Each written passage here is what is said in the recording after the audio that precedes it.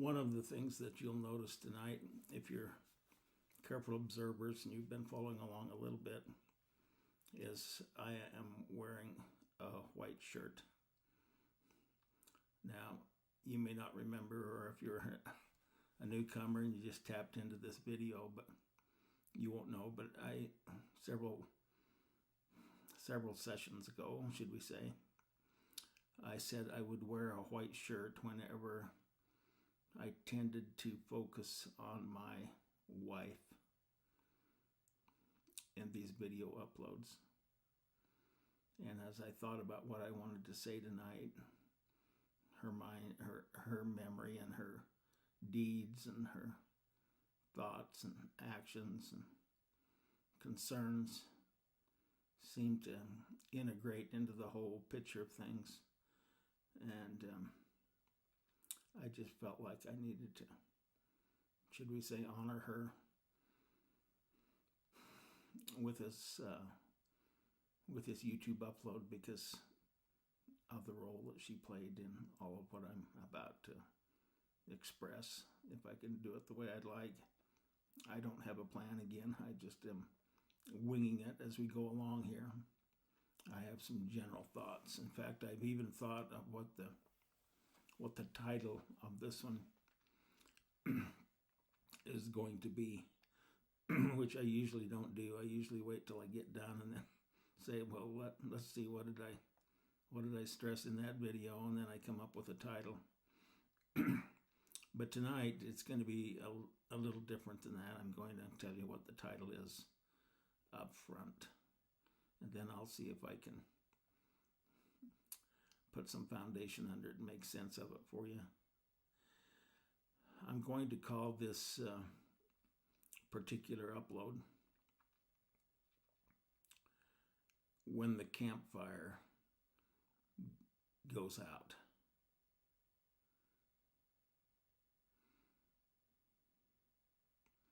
And you might say, well, what in the world are we going to talk about tonight?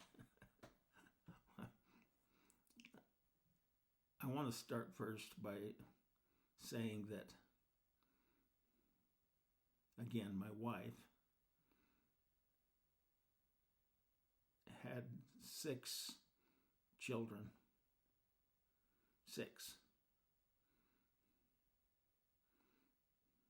The way I count that out, it's 54 months of pregnancy and all that comes with it, which I won't go into detail about, but those of you that have been around somebody that's pregnant and knows the situation a little more, though I know they vary.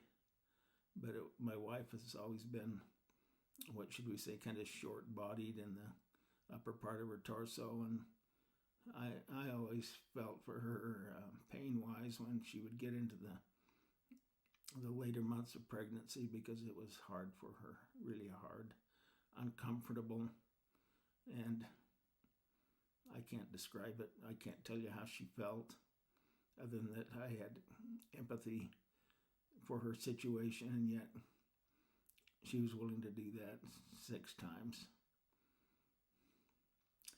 And in my parents' family, they did it a little. They went about things a little differently than we did. In my parents' family, the births in those families came about every 5 years, 4 or 5 years, and they had 6 children also, but over a much longer span of years, and ours were closer together. I won't go through the ages of our children right now, partly because I don't know them all. I've kind of let things slip. But I honor her for the sacrifice that she's made, even getting our children here. They're all still alive today. And we weren't always close to a doctor. Most of them were born in the Lake Town area, and where we lived and raised our family. And the nearest doctor was 50 miles away. So baby checkups and those kinds of things, and trips through the canyon in the middle of the night for baby deliveries, all of those kinds of things came with it in varying weather conditions. As I talk, I can see the snowflakes coming down on some of that, some of those trips, and some of them were in the dead of night. And I always had a prayer in my heart that everything would go well. If there's anything I contributed to the whole pregnancy birth thing, it was that I prayed a lot. I never took for granted that our children would be born with healthy minds and healthy bodies, which they were. But I prayed earnestly for that desire that I had, that concern. I've seen other people who have had children with problems, severe problems right from the beginning of their lives with little babies, and I feel for those people that have those problems. I empathize. I have tried to help out where I could, when I could. We've had some close friends that have had serious problems and concerns. So the white shirt that I wear is for her tonight, but my contribution was a lot of prayer. Not to say that my wife didn't pray. I know she did. She has always believed in the power of prayer. And I know as we raised our children, quite often it would be even something minor. We couldn't find maybe even a set of keys or a lost this or that. Sometimes when we were out and about or even at the house and we needed something and we needed it now and we couldn't find it. And without saying too much, my wife would be off into the bedroom on her knees. And she wouldn't tell you this, but I will. She would pray. She wouldn't tell people that she was praying. She wouldn't even tell people that she prayed, maybe unless it slept out months later. But she will also tell you that the Lord usually answered those prayers quite often when we were trying to find something that we needed urgently and we couldn't. And she would pray, we'd end up finding it, whatever it was. And again, we didn't put two and two together until maybe 2 or 3 months later or 6 months later. She'd say, we found that, and I did pray for it. And anyway, I came to realize that she put a lot of faith in the power of prayer.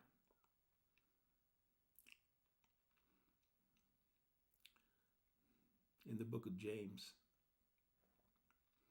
I forget the exact verse, but I think it's in like James 4 or 5 chapter. I don't know exactly which one runs in my mind that it's 5, but it might be 4. And I think it's like verse 16 or 17. In an earlier video, I held up my hands and showed you 10 digits here, because I like to use my hands because they're always with me to remind me of important things that need to happen. And there was a verse in the book of James that I just referenced that says, the effectual, here we go, the effectual, fervent prayer of a righteous man, we'll say woman also, availeth much. The effectual, fervent prayer of a righteous woman, man, availeth much. 10 words, 10 digits on my fingers. And I find myself quite often, when I am in need of some help from the Lord, holding those hands up and saying, you know something, what you've got to realize is the effectual, fervent prayer of a righteous, the effectual, fervent prayer of a righteous man availeth much. And when I do that, it usually takes me to my knees. Sometimes I can't get on my knees. Sometimes I do it while we're driving. Sometimes I do it just in a quiet place. There's been times when I've gone into the trees in nature, much the way Joseph Smith must have done in the Sacred Grove in Palmyra, and knelt down and just felt the quietness and the goodness of my surroundings, and poured my heart out to the Lord. And my wife has done that, I don't know, so many more times than me, most likely, because she's a strong believer in the power of prayer. She'll tell you that. So I didn't mean to take quite as much time on that. I might have to make a part 2 of this if I keep going this way. But we've been married now for 57 years coming up. 57 years this fall. And the one thing that I keep thinking on is that there's been a lot of water going to the bridge. And yes, with family reunions and different things that we planned and cooked for and begged for and tried to pull off through the years with family reunions and different things. We've had a lot of campfires, even though my wife doesn't like smoke. She went. And we've got pictures around those campfires of lots of good times and smiles for those that, at least for those that attended. Some I found as we went along got either disinterested for one reason or another, or maybe had a spouse that lost interest or didn't want to go anymore. I wouldn't even go past saying that some maybe stopped attending because they got their feelings hurt about this or that, which is disappointing to me, because there was a lot of goodness that could have happened, maybe that didn't. And I'm not pointing fingers or trying to blame anybody, because I probably deserve the blame as much as anyone if there's something like that that's happened. But still, you like the campfire family feeling. And the reason I mention campfires is because there's something about the flicker of those flames that when you're sitting around a campfire at night and holding a little grandchild or great-grandchild or a child on your lap, and they put their head against you, that just makes you feel good. Now, back to my white shirt again, my wife. There's a certain look that I have mentioned and maybe before, but quite often when we'd have family events, and amid all the confusion and the chaos occasionally there'd be those moments where everybody just seemed happy, usually after the food was served and we were sitting around and people were laughing and enjoying each other's company and had little kids on their knees and they were interacting. We were watching the flames flicker on the campfire. My wife would get this, I can't possibly duplicate it, or I would. I really would, even with this mustache.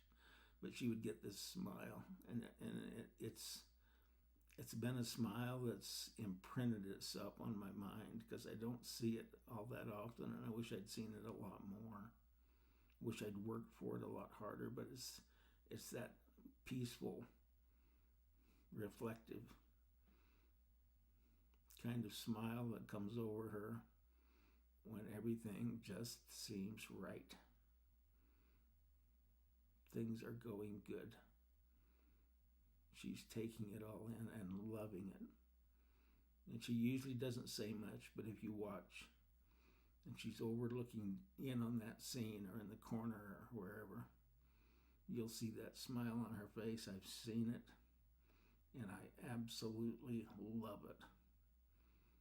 It makes everything worthwhile.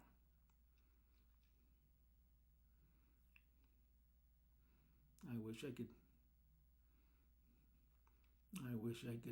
convey what that meant to me properly, but I can't. But maybe you get the idea. Now, get a tear in my eye here, start talking about my wife. So we had 6 children. Our oldest one was born in my second year of college. And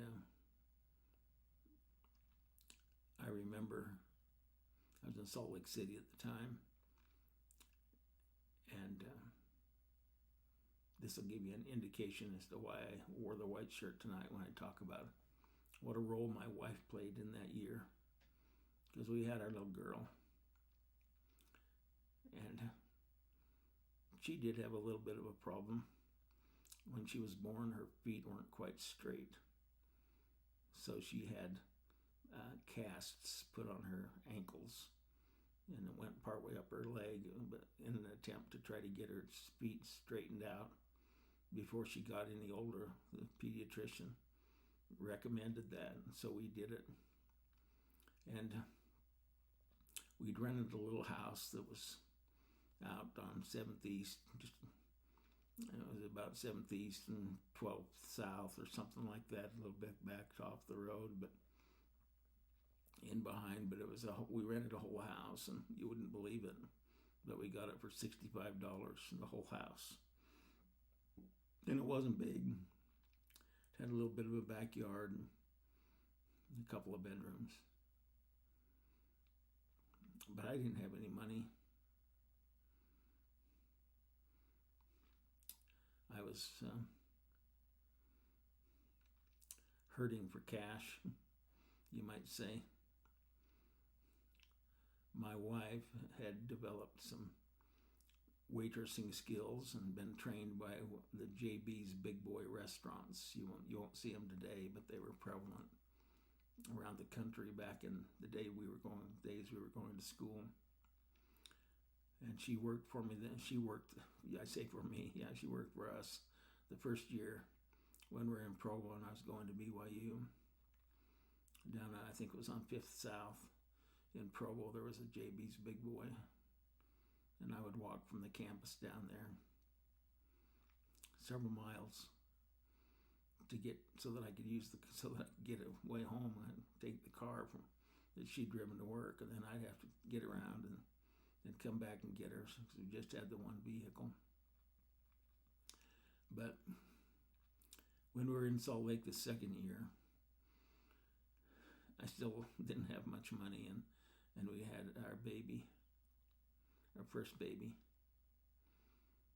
And I did everything I could. I got a job at Dunford Bakers out on 21st South. And I drove a restaurant run for them in the mornings, starting about 4:30. Go in and pick up a bunch of pastries and things and take them out to such places as even the airport. Took them to some trucking companies out on Beck Street in north of Salt Lake, and up to the Primary Children's Hospital, and a place down on Fourth South, and in it's either 4th or 2nd South in Salt Lake, just down in the middle of town. Different other places that needed pastries from Dunford Bakers early in the morning, and I would do that. And then I would go to school, come back and go to school up at the University of Utah.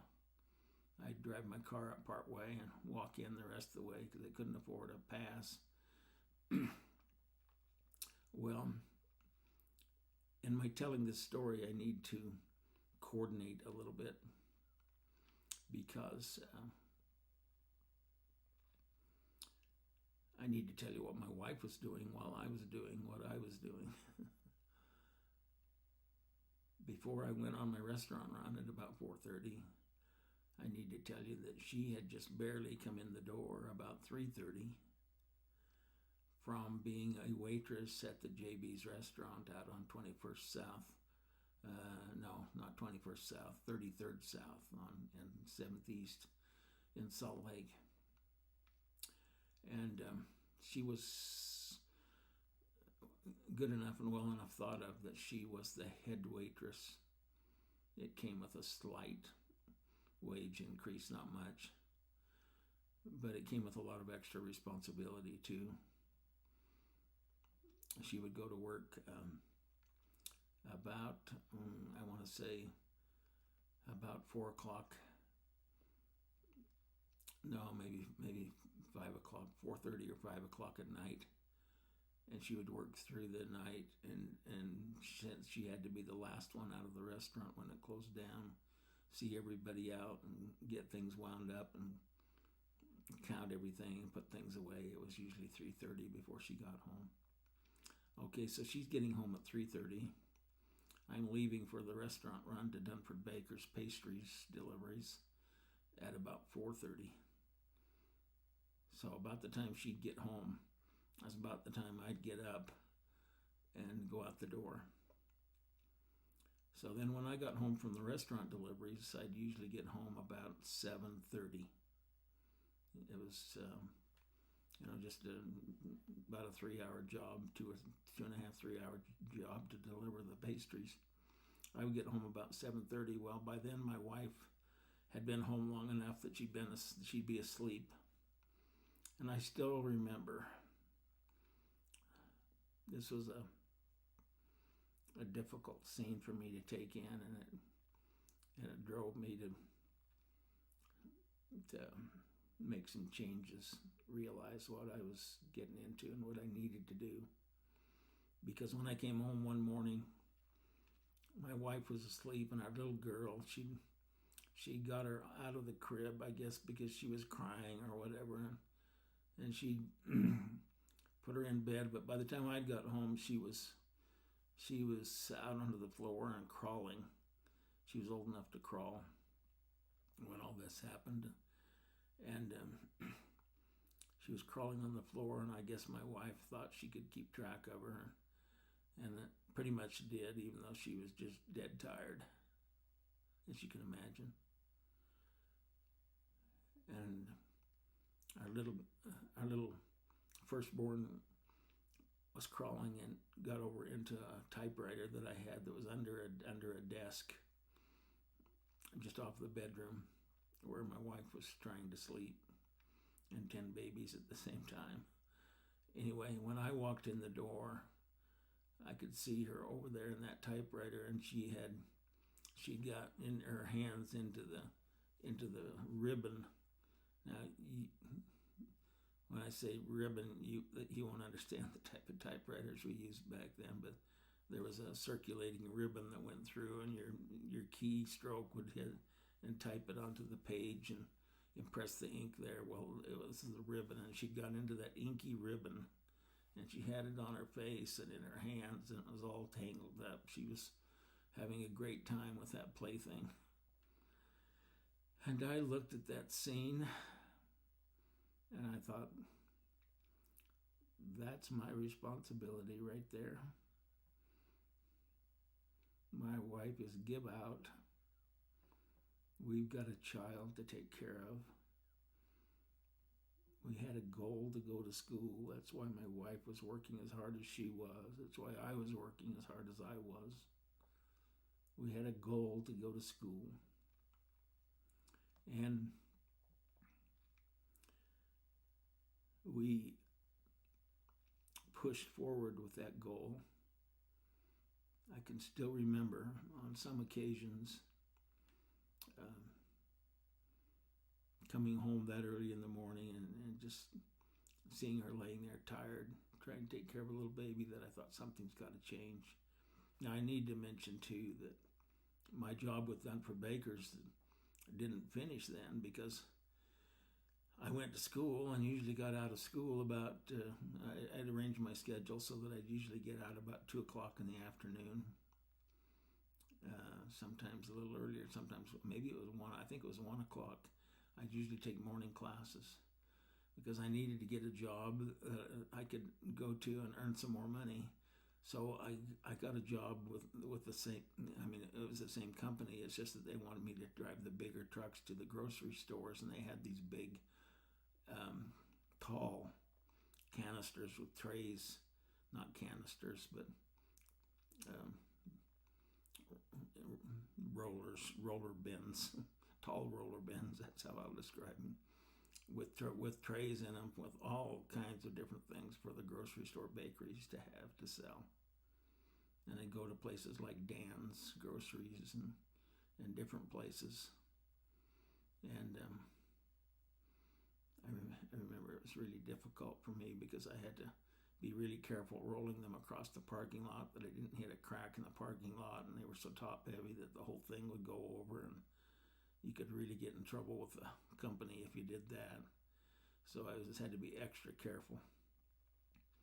And then anyway, I'd get those deliveries done, and I'd get back, deliver the truck at the at the shop out on 21st South, and then get in my car and come home and get home about 4 o'clock.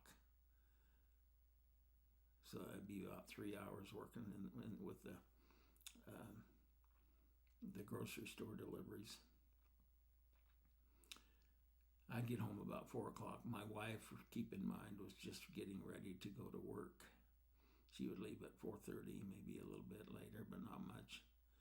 And go back to JB's and work all night, get off at 3. So if you get used to the cycle, then you'll understand why I've got this white shirt on tonight. I honor her.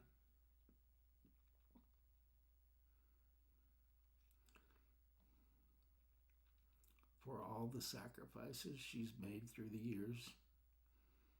And it started that very first year and went into the second year. The next year, I moved up to Utah State. We rented a little house down on 4th West, I think it was 4th West, and it was a step down. It was just a little 2-room apartment attached onto another house, and we had again, our oldest daughter was in the high chair, and we've made comments since, because it was, at the time it wasn't that funny, but it kind of is when you think about it, because she could sit in her high chair and throw stuff out of her mouth and off the tray of the high chair, and it would land in 3 different rooms. The apartment was so small. The bedroom, the kitchen, and the living room all at once from one high chair. I remember coming home once after she was working, and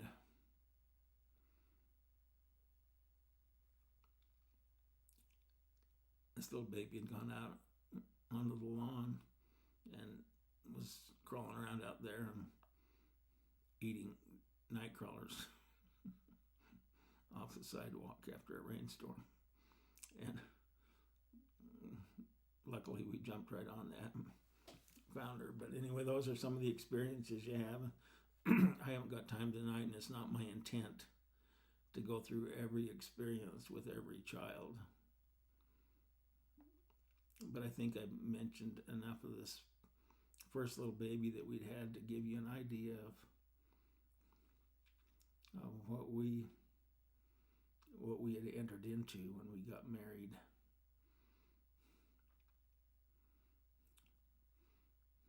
In the Salt Lake Temple, September 6th, 1968. My wife had it as a goal. Even though she wasn't really brought up in the church, her family was not really all that active. Her mother went sometimes. But somehow they went enough to give her the goal to want to be married in the temple.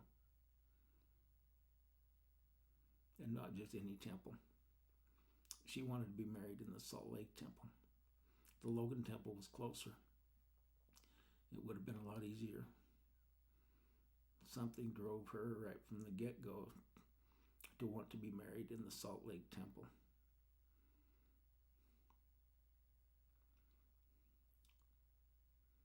And whenever I see that temple with the spires, and now they're doing a major renovation of it, it's going to be fun to go back through the open house and see it all, where we were married 57 years ago.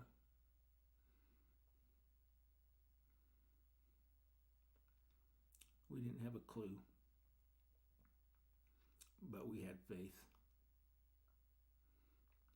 And I had chosen a truly good girl. We were married before we were 19.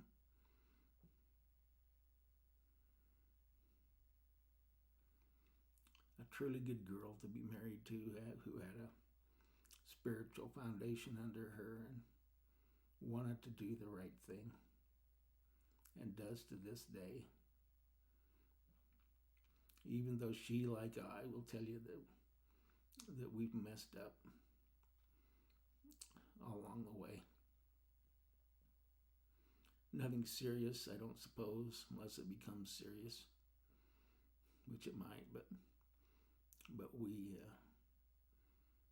have made a go of it. So when I see my granddaughters now getting married, and as young as they are, and we were even younger, I start to realize, holy cow, we must have had God with us the whole distance. And I'm convinced we did. And the good things that have happened in my life have happened because of my wife. Bless her heart. She would come home from working at JB's, and we would get her brown apron out, part of her uniform. She would get in there, and we'd sit at the desk and table or whatever. She'd get her quarters out that she got as tips, and we'd count them out and see if we had enough to make a go of it for the next day or two. And it was not an easy trip. Prices were not nearly what they are today. If I told you some of them, you'd be shocked. The first year gasoline was 19 cents a gallon. That second year that I just talked to you about, when I was doing all the bakery runs, I ran out of money. I didn't have enough for tuition. And I didn't know what I was going to do. I finally found out that there was a little office up on campus. I still remember the office. It was just a little wooden clapboard wooden on the outside, and And I went in and asked them if there's any way I could get a loan just enough for me to pay tuition. And I remember getting a loan for $125. They'd give you a loan and you had to have it paid back in 6 weeks. But it was just enough to get tuition paid so you could start your next bunch of classes. So it was not an easy thing. That first year at BYU, I worked at as a pin setter mechanic in a bowling alley while she was there. After she worked at the restaurant, I'd go back and work in a pin setter mechanic in the bowling alley. There was a Taco Bell right out the back door. I'd run over there and get stuff and run back to see if all the balls were still okay and are not being burned up by the belts. And I'd lacquer pins and different things in the back of that bowling alley, but that's what we did to get by. So when my grandchildren come to me now and say, I don't know if we can do it, Grandpa, I say, you can do it. You just have to have patience, apply correct principles. I think all of them have heard me say this. If they haven't, it's because they haven't been around me that much. Apply correct principles and be patient. And do the very best you can to live the commandments. And you'll find out that things will work out all right for you. That's been my experience all the way through life. And to this day, I repeat those same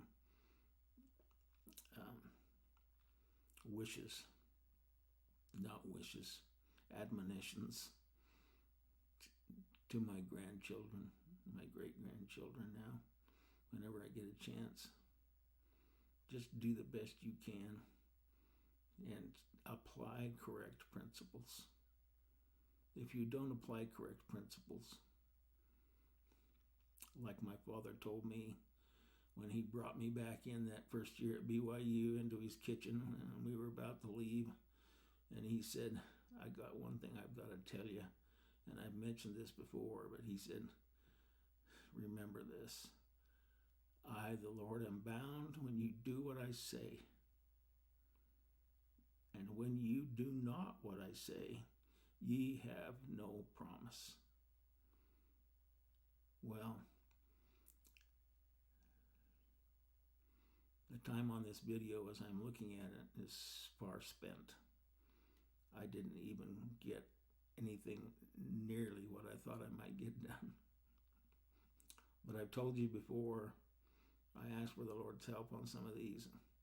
Sometimes when he helps me or directs me, or I get all done after I ask for his help and see what's happened, and it kind of surprises me, and then later on I find out, well, maybe that was okay. So I guess that what I'm telling you is you're probably going to see this white shirt on for the next 2 or 3 times, and it's about time, isn't it? My wife needs to be talked about more for all the good she's done, and we're still going to call this when the campfires go out, and you'll see why when it's all over. So look for a part 2 and possibly a part 3 to this video upload that says when the campfires go out. My love for you, whoever you are, wherever you are, will never go out. Please know that.